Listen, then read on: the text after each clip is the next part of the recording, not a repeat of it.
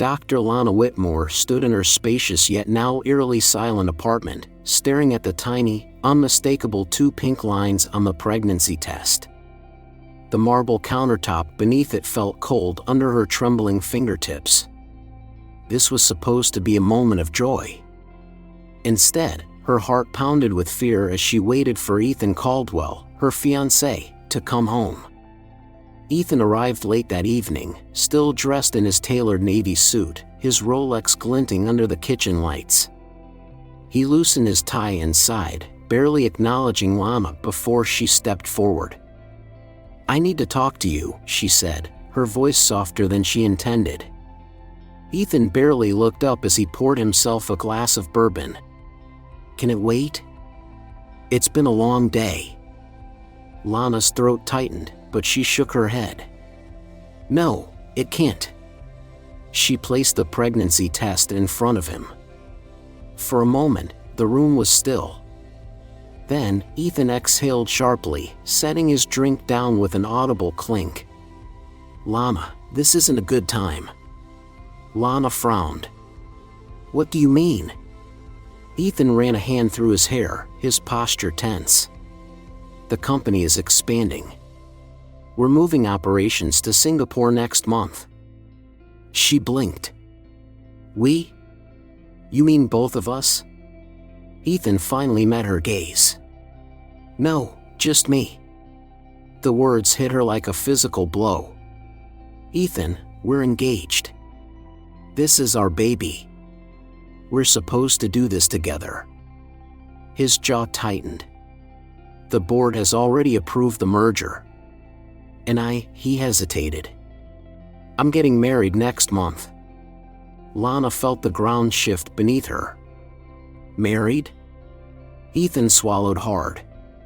"To Vivian Wu." A sharp, bitter laugh escaped her lips. "Vivian Wu? The CEO's daughter? How long have you?" "It's not what you think," Ethan interrupted, his tone almost robotic. "It's business. The merger is contingent on our marriage." Lana stared at him in disbelief.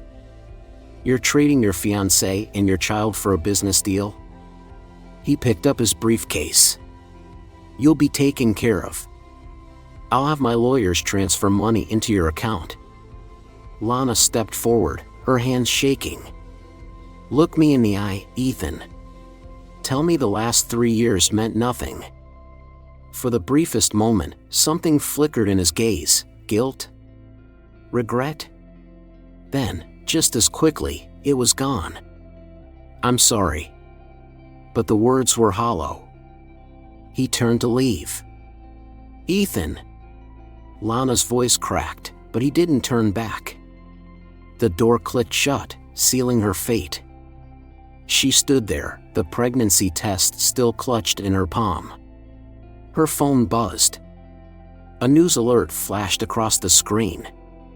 Caldwell Technologies announces merger with Wu Industries. CEO Ethan Caldwell to wed Vivian Wu in private ceremony next month. Lana barely made it to the bathroom before she collapsed, retching into the toilet. The weight of betrayal and heartbreak bore down on her, but as she wiped her mouth and placed a hand over her stomach, a new realization took hold. She was alone. But she was not broken.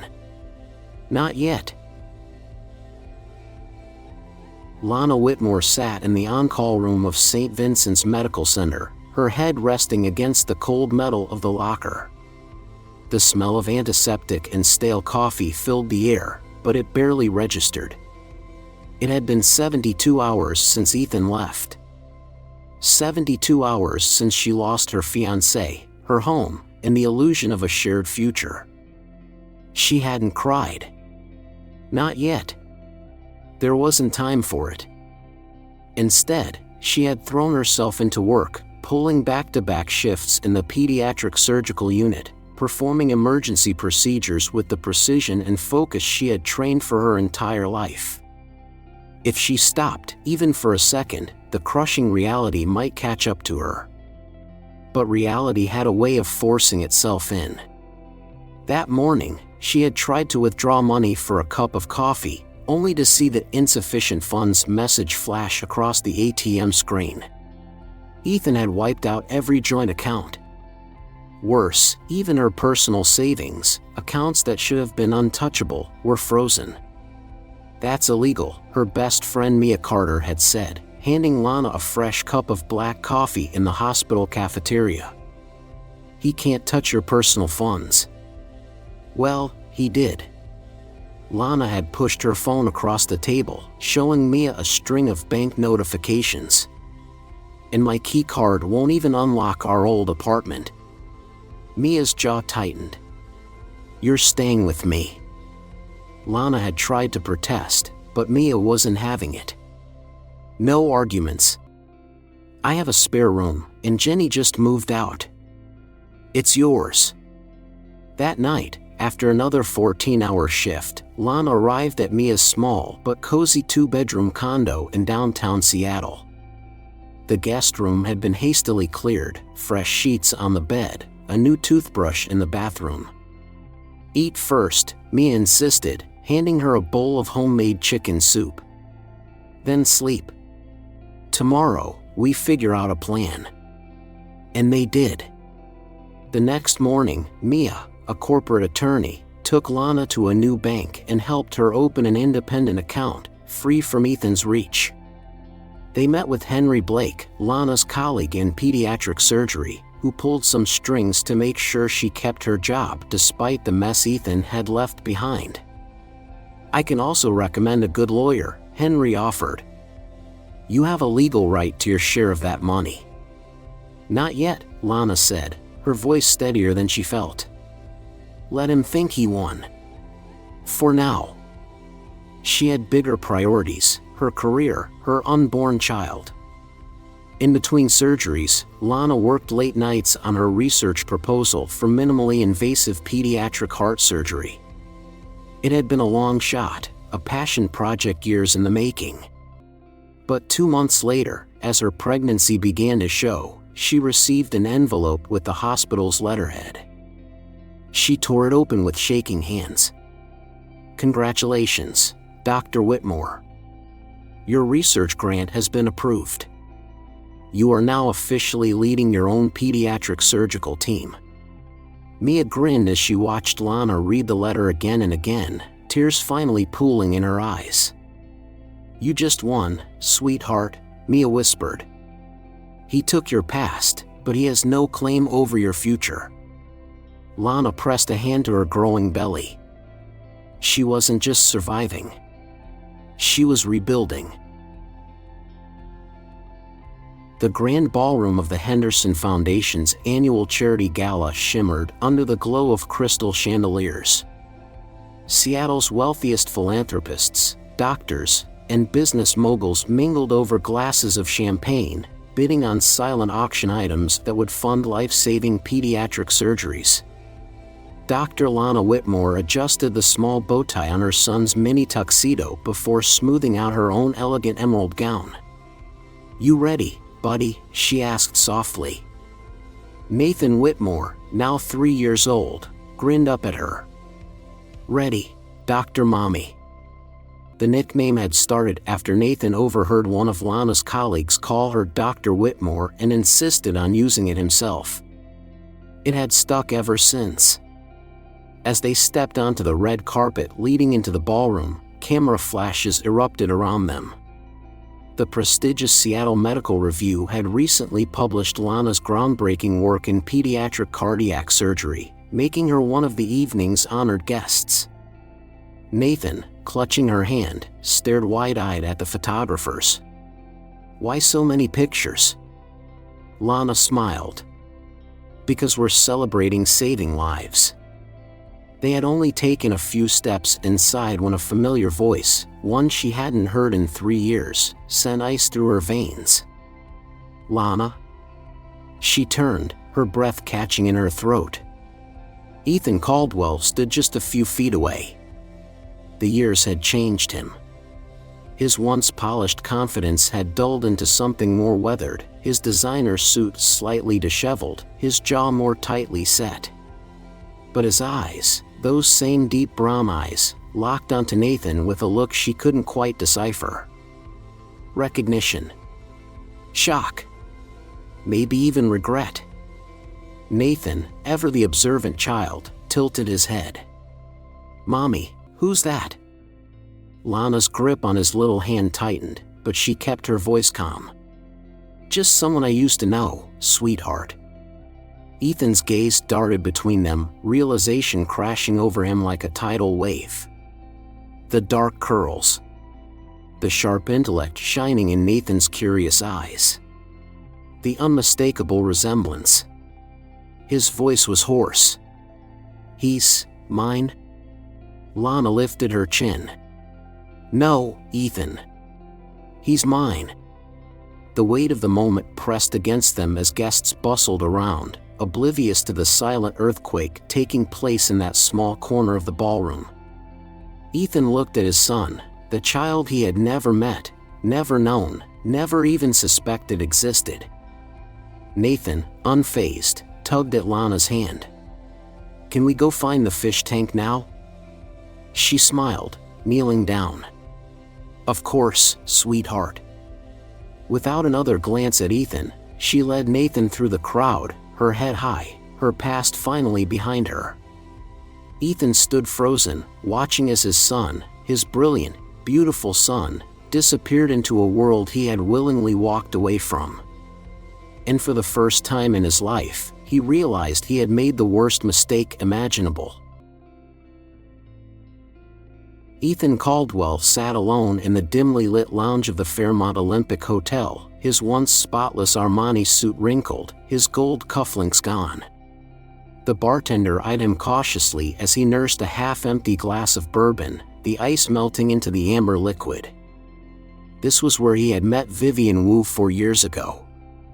Back then, he had been a rising star, the future of Caldwell Technologies, a man destined for wealth beyond measure.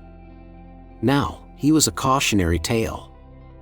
The headlines had only grown worse. Caldwell Technologies crumbles, former CEO under investigation. Vivian Wu takes control of Caldwell Empire, Ethan Caldwell out. Ethan had seen the betrayal coming too late. Vivian had never planned on being his wife for life, only for as long as he was useful. Once his power and influence began to slip, she had aligned with her family's investors and removed him from his own company. His bank accounts were frozen pending financial review. His once loyal lawyers had stopped returning his calls. Even the penthouse he had once shared with Vivian had been reclaimed by the Wu family's holdings. Now, all he had was a suitcase, a hotel room, and a name that no longer carried any weight. But nothing compared to the moment he had seen Nathan Whitmore at the gala. Ethan had spent the last 3 years believing he had made the right decision, that leaving Lana, sacrificing their relationship for power and expansion, was simply part of the cost of success. But he had been wrong. Nathan wasn't just some child. He was Ethan's son, brilliant, curious, and completely unaware of who his father was. And Lana, she had flourished without him. She had built a career that rivaled his own, becoming one of the most sought-after pediatric surgeons in the country. She had raised their son alone, without a penny from him. She had walked into that gala with confidence, while he had been left speechless and powerless. He reached into his jacket pocket, pulling out the last thing he had left from that night, a photograph. A photographer at the event had captured the moment Nathan had clutched Lana's hand, looking up at her with admiration as they stood under the bright lights. A mother and her son. A family that didn't include him. Ethan ran a hand over his face, exhaustion pressing in. He had traded love for power. And in the end, he had lost both. His phone buzzed. A restricted number. He already knew who it was. He answered, his voice hoarse. Eleanor. His mother's voice was quiet but firm. "I need to see you, Ethan. It's important." Ethan exhaled.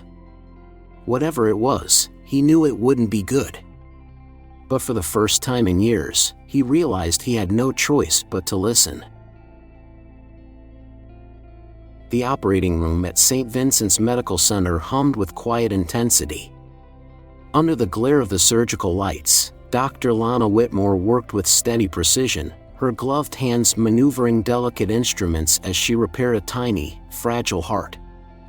"Sutures," she said calmly, and a nurse placed the sterile thread in her hand without hesitation.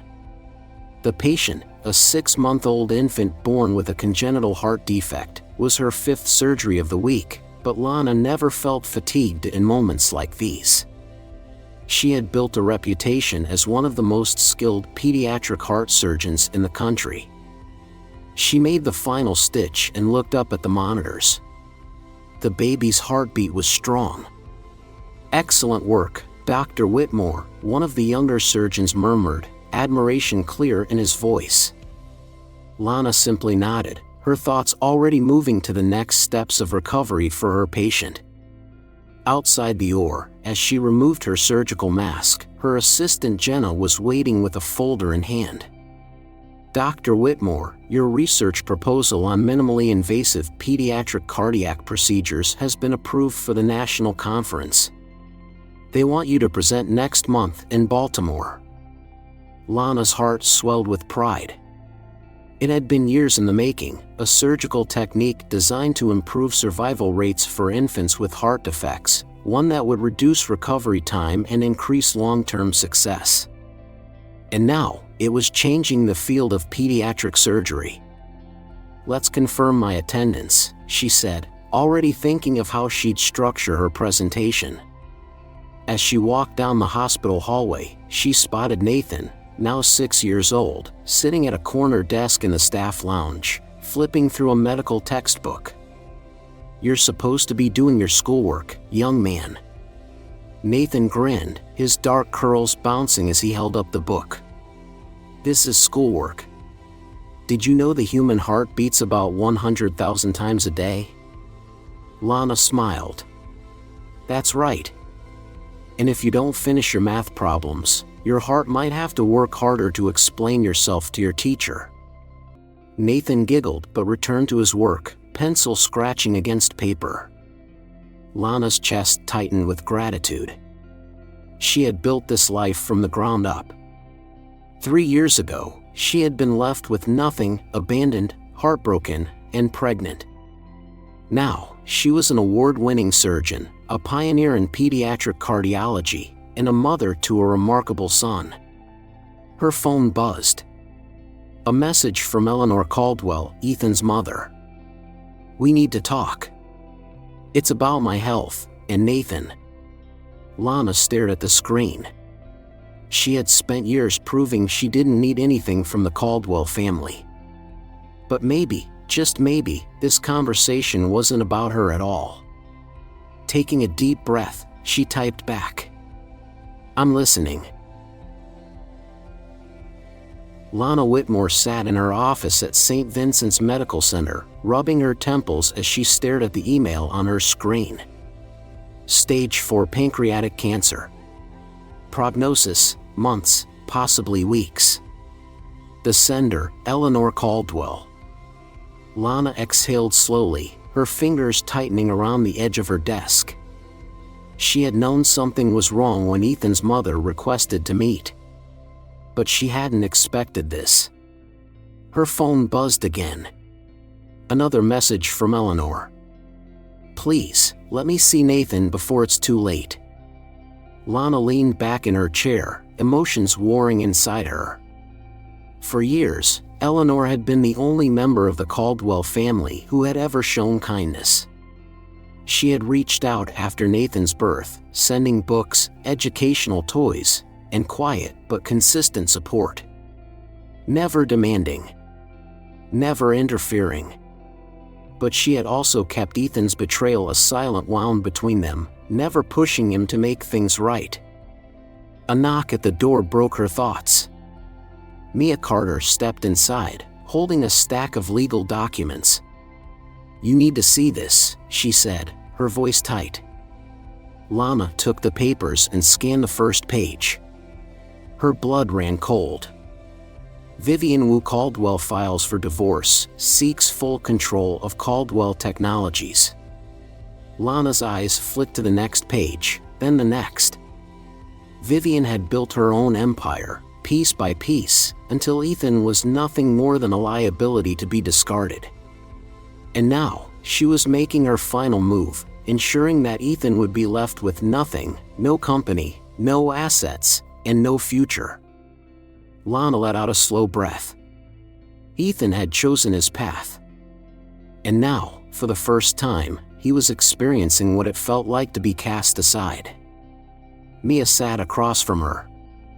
"There's more," she said, lowering her voice. Eleanor transferred her personal shares, 15%, to Nathan. Lana's head snapped up. "What?" Mia nodded. "Legally, it's airtight. The shares are Nathan's now. If you vote with them, you control the largest single block in Caldwell Technologies." Lana stared at the documents. This wasn't just about Ethan anymore. Vivian was maneuvering to consolidate power, and Nathan, her 6-year-old son, was now an unintentional player in the game. She stood abruptly, pushing the papers aside. "I need to see Eleanor." Mia nodded. "She's being admitted this afternoon." Lana grabbed her coat and walked out of her office, her mind racing. As she drove to the hospital's oncology wing, she thought about the woman she was about to face, the woman who had silently watched as her son abandoned his own child, yet had never abandoned Nathan herself. By the time she reached Eleanor's hospital room, one thing was clear. This wasn't just about the past anymore. It was about the future. Ethan Caldwell sat in the dimly lit visitors' lounge of St. Vincent's Medical Center, his fingers clenched around a crumpled legal notice. The paper bore a stark reality. Vivian had officially seized control of Caldwell Technologies. He was out. Completely. His entire empire, the company he had sacrificed everything for, was now in the hands of the woman who had used him as nothing more than a stepping stone. He let out a hollow laugh, shaking his head. This was karma, wasn't it? He had traded love for power, and now he had neither. The sound of soft coughing made him glance toward the hospital room down the hall. Eleanor. His mother had looked frail when he arrived, her once commanding presence reduced to a shadow of itself. But her voice had been steady when she told him. "I transferred my shares to Nathan." Ethan had stared at her in disbelief. "You did what?" "I gave him the legacy you threw away," she said, her gaze piercing. "Because one day, he'll know the truth. And I wanted to make sure he had the power to decide what to do with it." Ethan ran a hand down his face now, exhaustion settling in. Nathan. His son. He had spent years pretending that part of his life didn't exist. But now, Nathan, his brilliant 6-year-old son, held more control over Caldwell Technologies than he did. And the irony? Lana would never let him near that power. A nurse walked past, nodding politely, and Ethan took a slow breath. He had to fix this. Somehow. Lana had agreed to let him see Eleanor, but she had barely acknowledged him. Not that he blamed her. She had one. She had built something real, a career, a family, a life without him. And yet, as he watched through the window, he saw Eleanor smiling softly as Nathan sat beside her hospital bed, reading from a thick medical textbook far beyond his years. Ethan's throat tightened. That should have been him. He should have been there, teaching his son, guiding him, being a father. Instead, he had been chasing a fantasy, one that had left him bankrupt, alone, and irrelevant. The door to Eleanor's room opened, and Lana stepped out. She saw him but didn't stop walking. "Lana." She hesitated for only a moment before turning. Her eyes were unreadable. Ethan swallowed hard. "I want to meet him." Lana studied him for a long moment before shaking her head. "No, Ethan." His chest tightened. "Lana, please. You didn't want him then. You don't get to claim him now." With that, she turned and walked away, disappearing down the hall. Ethan stood frozen, the finality of it sinking in. Some mistakes, he realized, couldn't be undone. The Grand Lecture Hall at Johns Hopkins Medical Center buzzed with anticipation. Some of the world's leading pediatric cardiac surgeons sat among the audience, awaiting the keynote presentation from Dr. Lana Whitmore, the woman whose pioneering surgical technique had changed the field of pediatric cardiology.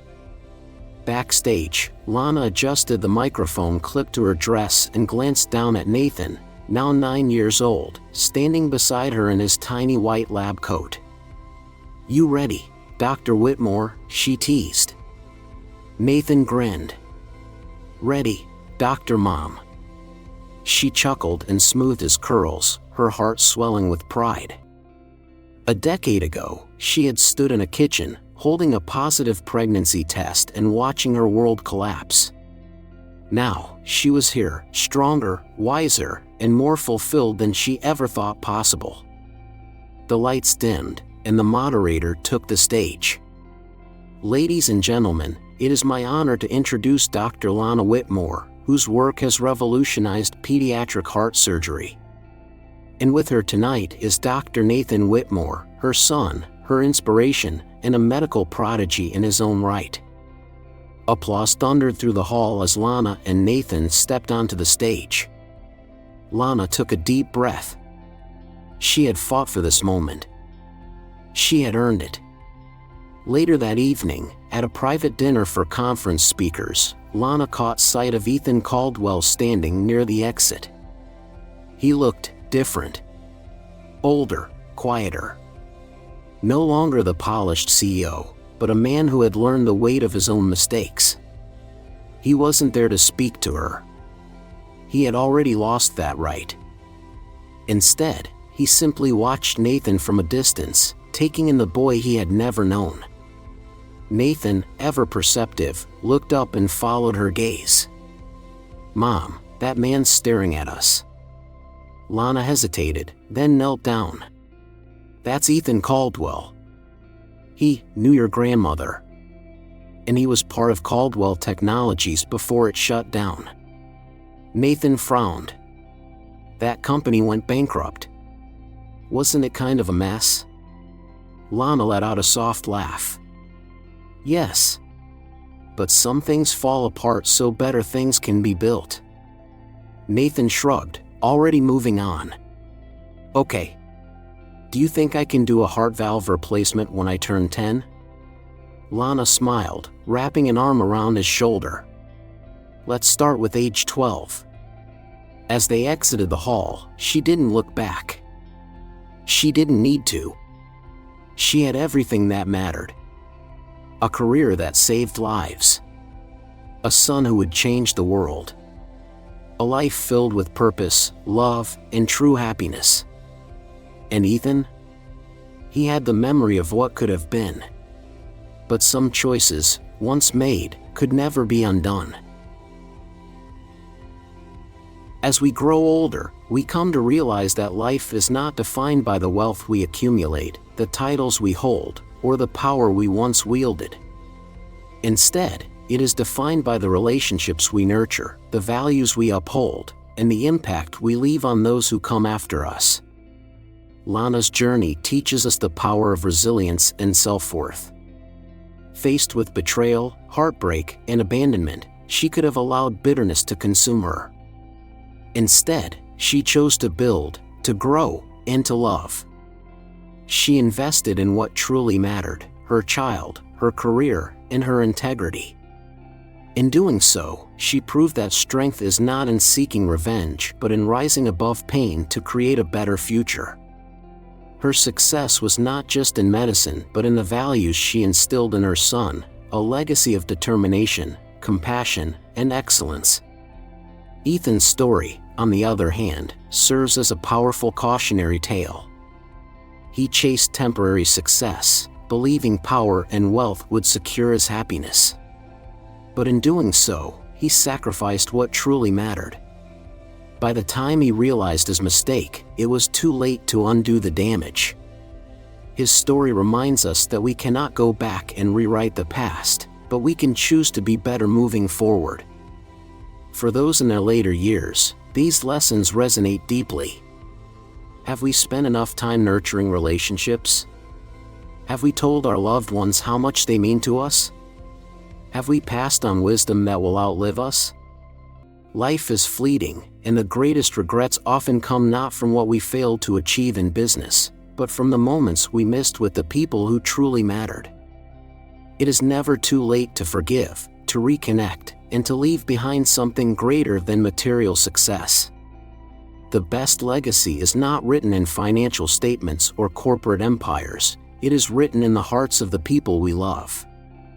As we reflect on our lives, let's ask ourselves, are we building a future rooted in love and wisdom, or chasing illusions that fade with time?